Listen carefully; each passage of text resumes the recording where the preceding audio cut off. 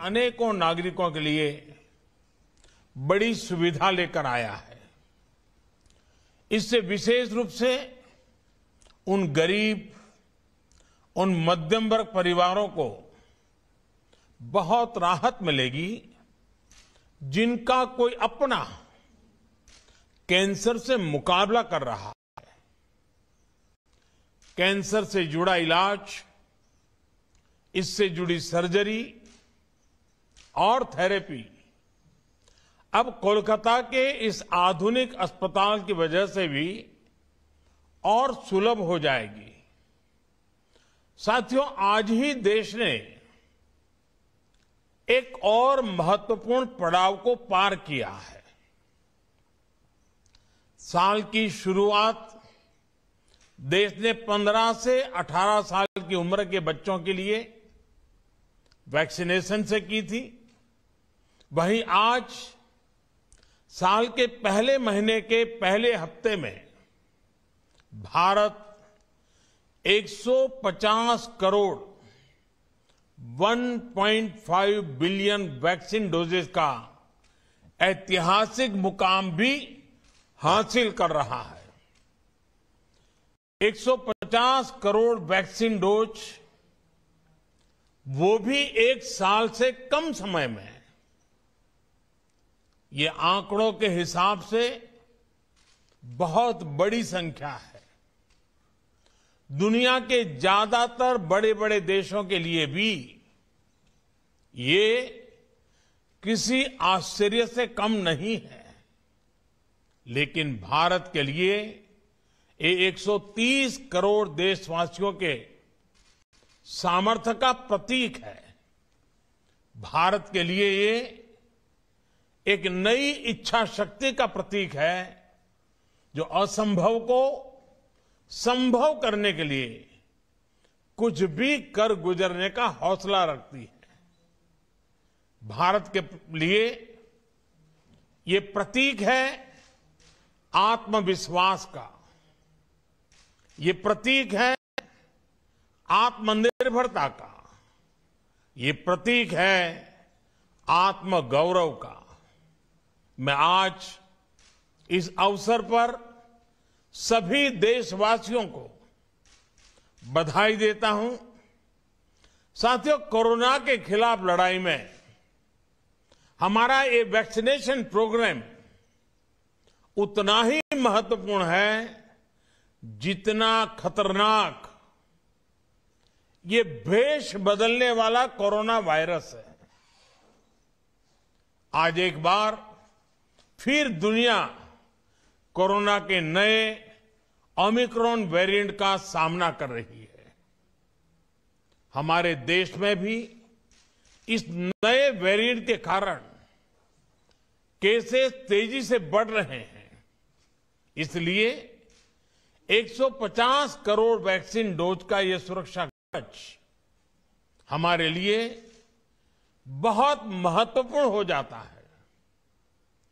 आज भारत की वयस्क जनसंख्या में से 90% से ज्यादा लोगों को वैक्सीन की एक डोज लग चुकी है।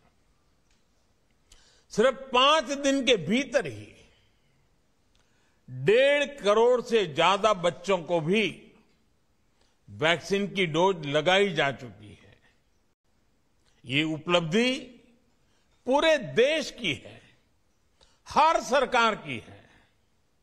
मैं विशेष रूप से इस उपलब्धि के लिए देश के वैज्ञानिकों का, वैक्सीन मैन्युफैक्चरर्स का, हमारे हेल्थ सेक्टर से जुड़े साथियों का बहुत बहुत धन्यवाद करता हूं। सबके प्रयास से ही देश ने उस संकल्प को शिखर तक पहुंचाया है जिसकी शुरुआत हमने शून्य से की थी। साथियों, 100 साल की सबसे बड़ी महामारी से मुकाबले में सबका प्रयास की भावना ही देश को मजबूती दे रही है। कोविड से लड़ने के लिए बेसिक और क्रिटिकल इंफ्रास्ट्रक्चर के निर्माण से लेकर दुनिया के सबसे बड़े, सबसे तेज मुफ्त टीकाकरण अभियान तक ये ताकत आज हर तरफ दिख रही है। इतनी भौगोलिक, आर्थिक और सामाजिक विविधताओं वाले हमारे देश में टेस्टिंग से लेकर टीकाकरण का इतना बड़ा इंफ्रास्ट्रक्चर जिस तेजी से के साथ हमने विकसित किया है, वो पूरी दुनिया के लिए एक उदाहरण बन रहा है। साथियों, अंधेरा जितना घना होता है, प्रकाश का महत्व उतना ही ज्यादा होता है। चुनौतियां जितनी बड़ी होती हैं, हौसला उतना ही महत्वपूर्ण हो जाता है और लड़ाई जितनी कठिन हो, अस्त्र शस्त्र उतने ही जरूरी हो जाते हैं। सरकार द्वारा अब तक पश्चिम बंगाल को भी कोरोना वैक्सीन की करीब करीब 11 करोड़ डोज मुफ्त मुहैया कराई जा चुकी है। बंगाल को 1,500 से अधिक वेंटिलेटर, 9,000 से ज्यादा नए ऑक्सीजन सिलेंडर भी दिए गए हैं। 49 पीएसए नए ऑक्सीजन प्लांट्स ने भी काम करना शुरू कर दिया है। ये कोरोना से मुकाबले में पश्चिम बंगाल के लोगों की मदद करेंगे। साथियों, चित्तरंजन नेशनल कैंसर इंस्टीट्यूट के कैंपस में लगी देशबंधु चित्तरंजन दास जी और महर्षि सुश्रुत की प्रतिमाएं तो हम सभी के लिए बहुत बड़ी प्रेरणा है। देशबंधु जी कहते थे, मैं इस देश में बार बार जन्म लेना चाहता हूं ताकि मैं इस देश के लिए जी सकूं, इसके लिए काम कर सकूं। महर्षि सुश्रुत स्वास्थ्य के क्षेत्र में पुरातन भारतीय ज्ञान के प्रतिबिंब रहे। ऐसी प्रेरणाओं से बीते वर्षों में देशवासियों के स्वास्थ्य से जुड़े संपूर्ण समाधानों के लिए होलिस्टिक तरीके से काम हुआ है।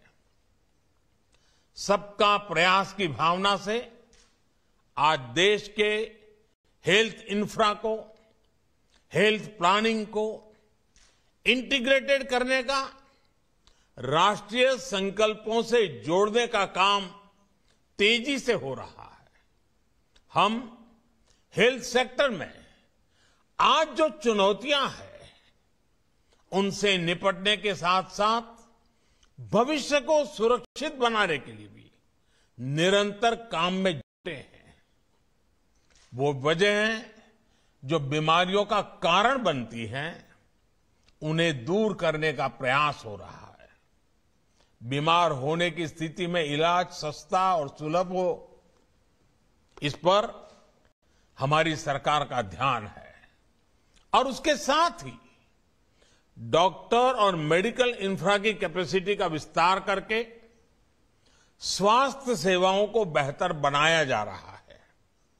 साथियों, इसलिए अपने हेल्थ सेक्टर को ट्रांसफॉर्म करने के लिए देश आज preventive health, affordable health care, supply side intervention और मिशन मोड अभियानों को गति दे रहा है।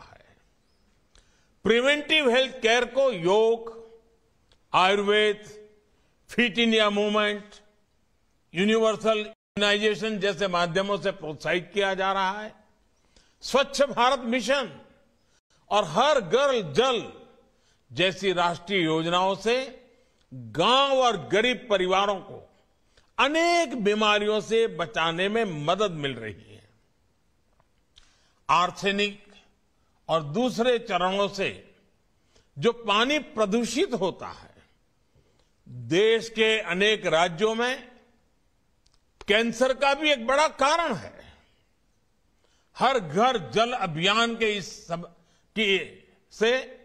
इसके द्वारा इस समस्या के समाधान में बहुत मदद मिल रही है। साथियों, लंबे समय तक हमारे यहां गरीब और निम्न मध्यम वर्ग स्वास्थ्य सुविधाओं से इसलिए वंचित रहे क्योंकि या तो इलाज सुलभ ही नहीं था या बहुत महंगा था। गरीब अगर गंभीर बीमारी से ग्रसित होता था तो उसके पास दो ही विकल्प थे, या तो वो कर्ज ले, अपना घर या जमीन बेचे, या फिर इलाज का विचार ही टाल दे। कैंसर की बीमारी तो ऐसी है जिसका नाम सुनते ही गरीब और मध्यम वर्ग हिम्मत हारने लगता है। गरीब को इसी कुचक्र, इसी चिंता से बाहर निकालने के लिए देश सस्ते और सुलभ के लिए निरंतर कदम उठा रहा है। बीते सालों में कैंसर के इलाज के लिए जरूरी दवाओं की कीमत में काफी कमी की गई है। अभी मनसुख भाई इसका विस्तार से बता भी रहे थे। पश्चिम बंगाल सहित पूरे देश में जो 8,000 से ज्यादा जन औषधि केंद्र स्थापित किए गए हैं, उनमें बहुत सस्ते दाम पर दवाइयां और सर्जिकल सामान दिए जा रहे हैं। इन स्टोर्स पर कैंसर की भी 50 से अधिक दवाइयां बहुत कम कीमत पर उपलब्ध है। कैंसर की सस्ती दवाओं को उपलब्ध कराने के लिए विशेष अमृत स्टोर भी देश भर में चल रहे हैं। सरकार का यही सेवा भाव, यही संवेदनशीलता गरीबों को सस्ता इलाज सुनिश्चित करने में मदद कर रहा है। सरकार ने 500 से ज्यादा दवाइयों की जो कीमत नियंत्रित की है, वो भी मरीजों के हर साल 3,000 करोड़ रुपए से भी ज्यादा रकम बचा रही है। नागरिकों के पैसे बच रहे हैं। कोरोनरी स्टेंट्स की कीमत तो फिक्स किए जाने की वजह से हार्ट के मरीजों के हर साल 4,500 करोड़ रुपए से ज्यादा बच रहे हैं। सरकार ने नी इम्प्लांट्स की कीमत कम करने का जो निर्णय किया, उसका विशेष लाभ हमारे सीनियर सिटीजन्स को, हमारे बुजुर्ग माताओं बहनों को, पुरुषों को उसका लाभ हुआ है। इस वजह से बुजुर्ग मरीजों से 1,500 करोड़ रुपया हर वर्ष बच रहे हैं। सरकार जो प्रधानमंत्री नेशनल डायलिसिस प्रोग्राम चला रही है, उसकी मदद से 12 लाख गरीब मरीजों को मुफ्त डायलिसिस की सुविधा मिली है। इससे भी उनके 520 करोड़ रुपए से भी ज्यादा रकम उनकी बचत हुई है। साथियों, आयुष्मान भारत योजना आज एफोर्डेबल और इंक्लूसिव हेल्थ केयर के मामले में एक ग्लोबल बेंचमार्क बन रही है। पीएम जय के तहत देश भर में 2,60 लाख से ज्यादा मरीज अस्पतालों में अपना मुफ्त इलाज करा चुके हैं। अनुमान है कि अगर योजना नहीं होती तो इन्हीं मरीजों के अपने इलाज पर 50 से 60 हजार करोड़ रुपए खर्च करने पड़ते। साथियों, आयुष्मान भारत का लाभ 17 लाख से ज्यादा कैंसर के मरीजों को भी हुआ है।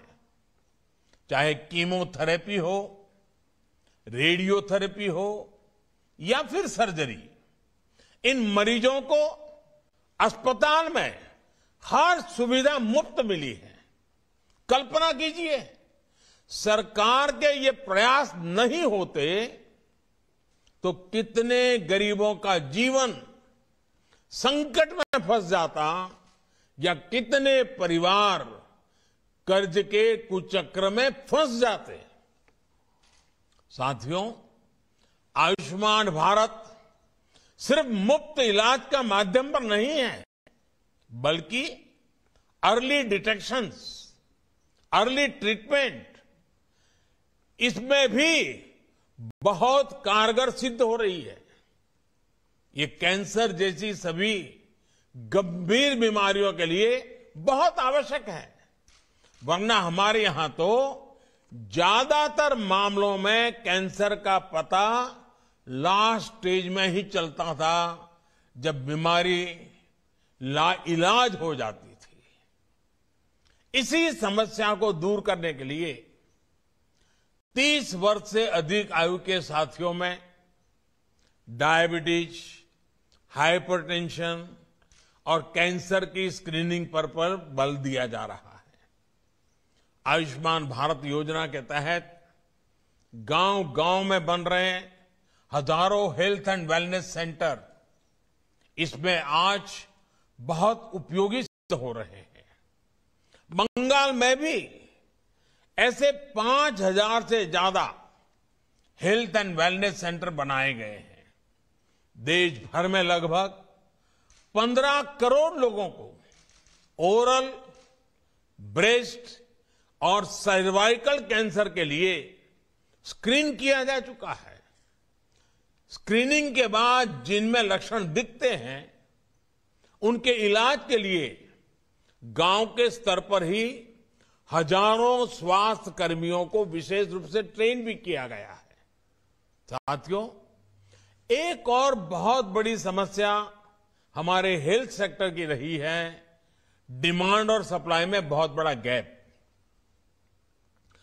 डॉक्टर और दूसरे हेल्थ प्रोफेशनल्स हो या फिर हेल्थ इंफ्रास्ट्रक्चर, डिमांड और सप्लाई के इस गैप को भरने के लिए भी देश में आज मिशन मोड पर काम हो रहा है। साल 2014 तक देश में अंडर ग्रेजुएट और पोस्ट ग्रेजुएट सीटों की संख्या 90,000 के आसपास थी। पिछले 7 सालों में इनमें 60,000 नई सीटें जोड़ी गई हैं। साल 2014 में हमारे यहां सिर्फ 6 एम्स होते थे। आज देश 22 एम्स के सशक्त नेटवर्क की तरफ बढ़ रहा है। भारत के हर जिले में कम से कम एक मेडिकल कॉलेज जरूर हो, इसके लिए काम किया जा रहा है।